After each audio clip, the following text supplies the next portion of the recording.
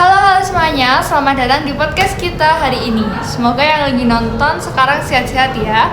Semoga tugas numpuk kita hari ini juga nggak bikin pusing ya. Dan semoga dosennya juga lagi baik hati nih sama kita semua. Kalau dosen lagi baik tuh aura kampusnya tuh kayak langsung damai gitu. Tugas jadi berasa lebih plong, lebih ringan. Padahal ya tetap banyak datanya, bener juga tetap banyak tumpuk padahal. Plus mahasiswa itu ya. Jadi hari ini kita bakal ngobrol santai tapi tetap berbobot nih tentang Badan Layanan Umum atau BLU. Nah, objek yang bakal kita bahas ini adalah BLU RSUD Kota Salatiga. Biasanya kalau denger rumah sakit orang tuh langsung mikir dokter, pasien, obat, BPJS. Dan antrian dong gitu ada antrian kan Banget.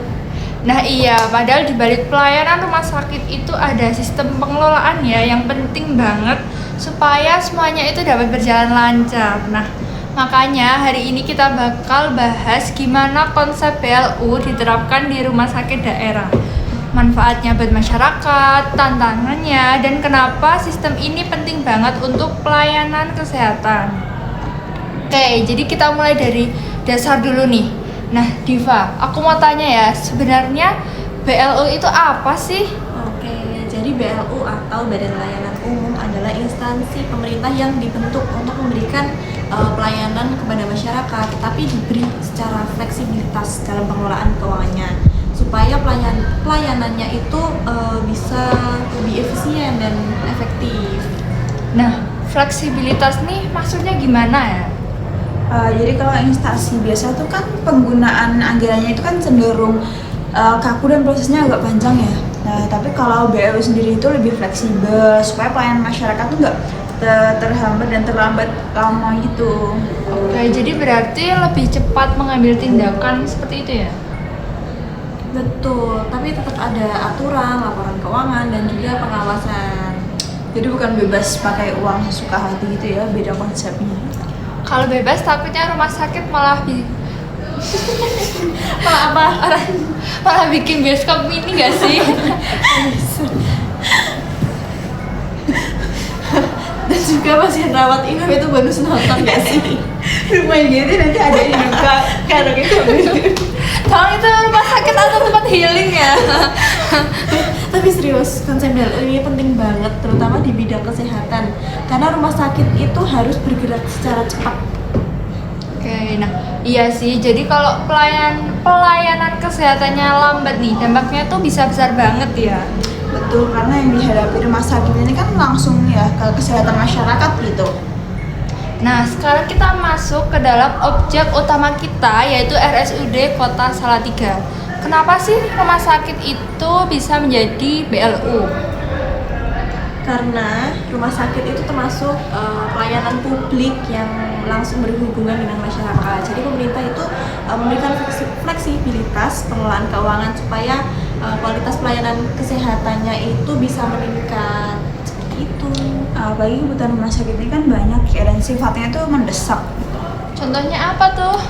Kayak kesehatan, habis itu ada obat-obatan, habis itu ada ambulan, ruang perawatan, laboratorium, sampai ke kebutuhan tenaga medis yang ada di rumah sakit tersebut gitu. Nah, misalnya kalau ada alat medis yang rusak gitu, rumah sakit itu harus cepat banget memperbaiki atau mengganti alat yang rusak tadi. Nah, biar pasien itu nggak terlalu lama nunggu pelayanan dari rumah sakit tersebut. Oh iya juga ya. Jadi kalau kampus internet masih bisa panik gitu, kalau kampus internet mati kan kampus internetnya mati gitu maksudnya. Panik. iya. Kalau grogi nih, Kak. Kalau rumah sakit yang alatnya bermasalah kan bisa serius banget ya penanganannya. Bener banget. Nanti pasiennya gimana gitu? Betul, karena ini tuh berkaitan langsung sama pasien kesehatannya gitu. Makanya pengelolaan rumah sakit itu harus ditangani dengan secara cepat dan teratur. Kan kok terlambat sedikit kan nyawa orang ya yang jadi ini ya resikonya gitu. Benar-benar. Oke, jadi ngomong-ngomong rumah sakit nih, kalian tipe pasien yang kayak gimana sih? Tipe pasien. Nah, kalau aku ya tipe pasien yang sebelum disuntik tuh bilang aku santai kok gitu kayak. Tapi nanti kalau jarumnya keluarnya langsung pegang kursi gitu ya. Aku malah nunggu di ruang tunggu udah pasrah. Paling lucu tuh bapak-bapak tau gak sih? Iya banget sumpah. Beritanya tuh kayak garang, pas disuntik langsung pelan-pelan ya sus gitu. Padahal anak kecil di sebelahnya cool banget lah ya.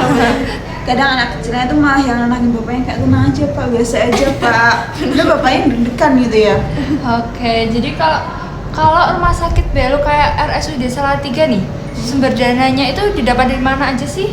Kalau setahu aku gitu sumber dananya rumah sakit umum daerah Salatiga itu berasal dari pemerintah daerah, terus juga berasal dari BPJS dan pembayaran layanan kesehatan, terus ada juga dapat dari hibah, lalu ada kerjasama pelayanan dan juga sumber pendapatan lain yang sah gitu. Nah, jadi rumah sakit itu nggak cuma bergantung sama dana pemerintah, jadi mereka tuh juga bisa independen gitu loh, secara kasarnya bahasanya.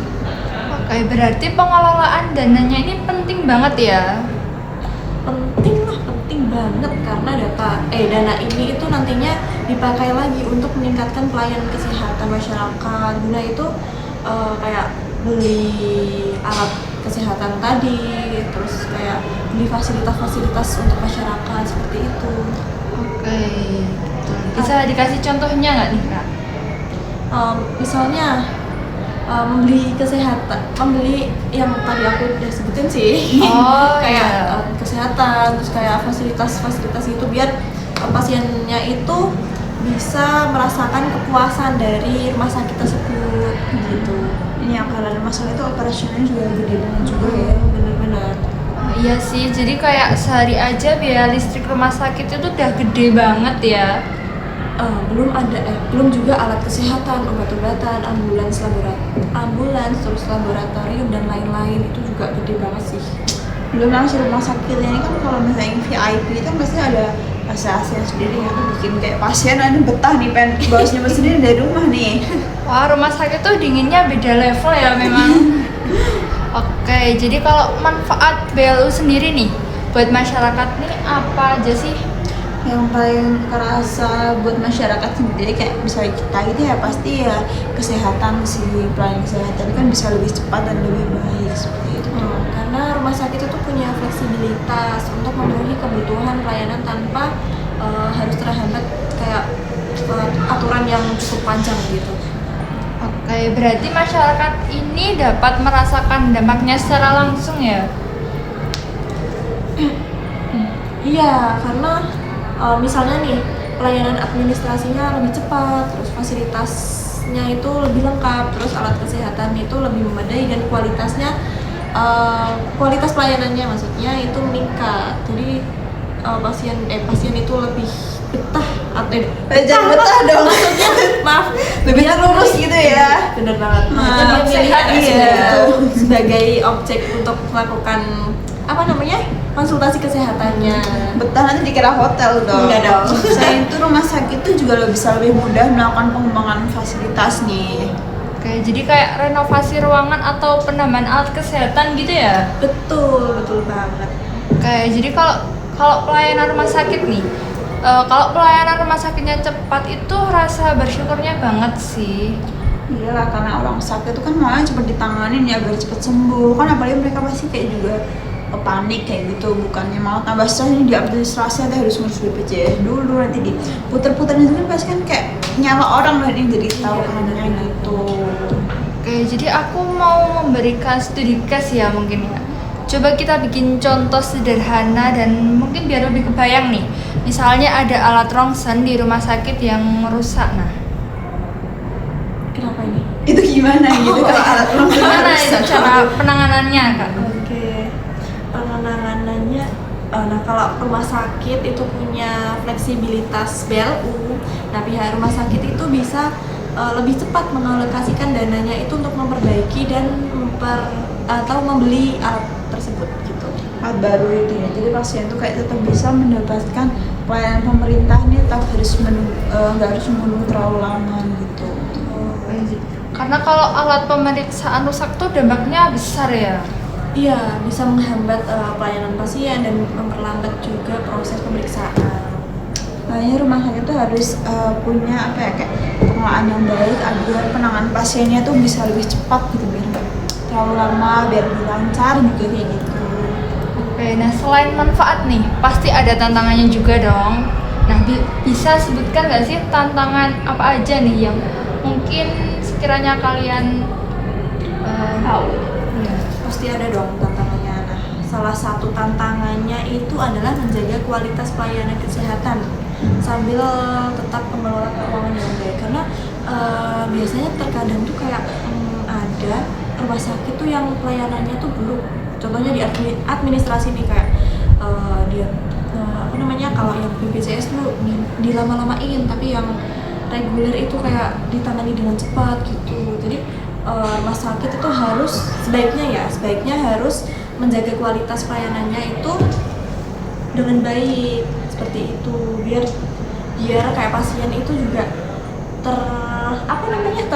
tertangani dengan cepat, karena itu kan nyawa orang juga ya, serem. Iya, karena kebutuhan rumah sakit itu kan harus terus meningkat ya pastinya, sementara pelayanan itu juga harus tetap maksimal gitu, jadi nggak harus balance gitu loh bahasa akuntansinya mah.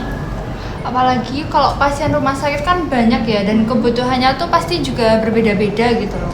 Betul, jadi rumah sakit itu harus pintar banget mengatur sumber daya yang ada gitu. Dan transparansi juga penting dong, kayak uang itu kemana aja sih, uang yang dari pemerintah atau dari dana mereka pribadi gitu. Terkait dana itu tetap dana publik ya? Iya, jadi pengelolaannya itu harus jelas dananya tadi dan bisa dipertanggungjawabkan. Makanya tadi aku bilang kayak tetap transparansi gitu ya. Iya. Nah, kalau ngomongin rumah sakit nih, pasti ada satu hal yang pasti. Antrian. Dan surat nomor antrian nggak sih? Nomor B107, silakan ke loket 2. Iya, biasanya kayak gitu ya mungkin ya. Padahal kita nih B198 gitu, jadi salah. Langsung pasrah ya, duduk lama gitu. Iya, kayak ngarep-ngarep udah sebelum sini kita. Ternyata masih panjang yang lain. Terus biasanya tuh mulai akrab gak sih kenalan sama orang sebelah karena kan sama-sama nunggu ya. Iya, baru kenal 5 menit nih. Nah, udah tahu penyakit, udah tahu satu keluarga, udah tahu alamat, bebet bobotnya udah tahu semua langsung. Keluarga pun bisa tahu nanti lama-lama ya kalau kelamaan nunggu di antrian gitu. Bener-bener kayak rumah sakit tuh jadi networking gitu, paling random sih. Oke, nah kalau ngomongin rumah sakit nih nggak lengkap kan tanpa kalau kita ngomongin tenaga medisnya sih. Betul, karena pelayanan rumah sakit itu sangat bergantung pada dokter, terus kayak perawat dan juga tenaga kesehatan lainnya. Makanya di rumah sakit itu juga harus mendukung kualitas dari tenaga medis dengan fasilitas dan sistem kerja yang baik, karena kayak kasihan juga ya, karena kan mereka kan harus sistemnya kan 24 jam ya kan rumah sakit. Salut sih aku sama tenaga kesehatan tuh, kayak kerjanya tuh pasti capek banget ya, nggak ada berhentinya. Iya, jam kerjanya aja panjang dan tanggung jawabnya itu besar sih. Belum tetap harus ramah nih, walaupun udah capek ya kita di depan pasien tuh harus kayak baik bu, baik pak gitu, harus tetap senyum gitu lah ya. Susah sih itu jujur. Makanya kita itu juga harus menghargai tenaga medis juga sih. Tapi ngomong-ngomong nih ya, sekarang rumah sakit tuh juga mulai banyak yang digital ya. Iya, mulai dari pendaftaran online bisa nih, biar nggak lama nunggu. Terus habis itu rekam medis digital juga ada, sampai antrian online tuh juga ada sekarang mah. Nah itu tuh juga salah satu bentuk pengembangan pelayanan supaya masyarakat itu kayak lebih cepat gitu dalam antriannya, biar kita tuh nggak perlu antri langsung datang ke tempatnya gitu, jadi nggak harus nunggu lama-lama di rumah sakitnya gitu. Walaupun kadang tuh orang tua masih bingung gitu ya daftar online-nya, karena ya gitu mesti Gaptek gitu ya. Ya pastinya tetap harus ini nggak sih, anaknya juga harus perhatian, harus perhatian orang tuanya gimana sih biar mereka tuh nggak gaptek gitu loh. Mesti anaknya tuh mesti orang tuanya itu bakalan nyuruh anaknya kayak, coba tolongin ibu daftar rumah sakit gitu. Ujung-ujungnya kita nggak sih yang jadi admin keluarga. Kita yang nggak gaptek, kita harus bantuin sama orang tua gitu. Oke, nah soal harapan nih ya, guys. Jadi kalau harapan kalian untuk RSUD Kota Salatiga itu kedepannya apa sih? Harapanku sih semoga kualitas pelayanannya itu terus meningkat dan fasilitasnya itu semakin lengkap gitu. Dan semoga masyarakat Salatiga sendiri itu juga bisa mendapatkan pelayanan kesehatan itu yang lebih nyaman, lebih cepat dan lebih ramah gitu. Karena pelayanan kesehatan itu penting banget ya buat masyarakat itu. Betul, jadi rumah sakit itu adalah salah satu pelayanan publik yang paling dekat dengan kehidupan masyarakat. Jadi kan masyarakat kan banyak yang punya kayak penyakit bawaan atau penyakit dadakan seperti kayak flu gitu. Jadi kan ini kayak salah satu pelayanan yang paling deket banget sama masyarakat. Paling dibutuhin gitu ya. Yang pastinya sih harapan dari aku juga kalau untuk pelayanan bisa merata ya, nggak cuma langsung jalur VIP gitu loh yang didahuluin gitu. Oke, nah jadi ini dia obrolan kita hari ini. Kita jadi tahu nih, Badan Layanan Umum atau BLU ini adalah sistem yang memberikan fleksibilitas pengelolaan keuangan bagi instansi pemerintah supaya pelayanan publik itu bisa lebih efektif dan juga efisien. Nah, dalam bidang kesehatan, penerapan BLU di RSUD Kota Salatiga ini dapat membantu rumah sakit meningkatkan kualitas fasilitasnya, pelayanan pasien, dan juga pengelolaan layanan kesehatan masyarakat. Nah, walaupun ada tantangan ya dalam pengelolaan keuangan dan pelayanannya, tujuan utama BLU atau Badan Layanan Umum ini tetap untuk memberikan pelayanan terbaik bagi masyarakat. Semoga obrolan kita hari ini dapat menambah wawasan bagi teman-teman semuanya. Oke, makasih ya yang udah dengerin sampai akhir. Oh ya, by the way, ini teman-teman udah pernah belum ke Salatiga nih? Aku sendiri sih belum pernah ya. Sama Lika, belum. Kalau dia kan Salatiga asli kan, kita mah belum orang pernah. Salatiga jadi objek kita itu RSUD Salatiga. Jadi waktu itu ini fun fact aja ya. Waktu itu aku tuh pernah nganterin adikku ini periksa di rumah sakit RSUD Salatiga itu. Nah dia tuh adik aku itu dia tuh karena dia tuh iseng kan masukin plastik di hidungnya. Oh iya. Nah terus tuh pelayanannya cuma cepet banget, kayak abis administrasi langsung dipanggil sini, kayak langsung dipanggil ke ruangannya gitu loh. Terus habis itu nggak lama dokter atau perawatnya entah itu tuh langsung datang, sigap banget buat langsung ngambil plastik yang ada di hidung adikku gitu sih. Terus habis itu waktu mau bayar itu juga cepet banget, karena nggak tahu ya itu posisi malam atau karena pelayanannya yang cukup bagus, jadi kayak langsung pas bayar itu kayak apa ya, Administrasinya cepat gitu. iya benar-benar. Terus waktu itu juga pernah nenekku tuh operasi juga di situ. Nah itu cepet banget pelayanannya, kayak aslinya sih belum operasi ya pas awal-awal. Jadi dia tuh periksa, katanya tuh ada tulang yang retak. Habis itu dia akhirnya dirujuk di opnam dulu. Terus habis itu kayak disuruh buat operasi gitu. Nah itu tuh nggak berlangsung lama, kayak nunggu operasinya gitu loh, nggak sih? Iya, benar-benar. Nah itu tuh kayak pelayanan di RSUD Salatiga tuh udah cukup baik sih menurut aku. Udah cukup ini ya berarti ya, kayak udah cukup ramah, udah cukup berkembang gitu.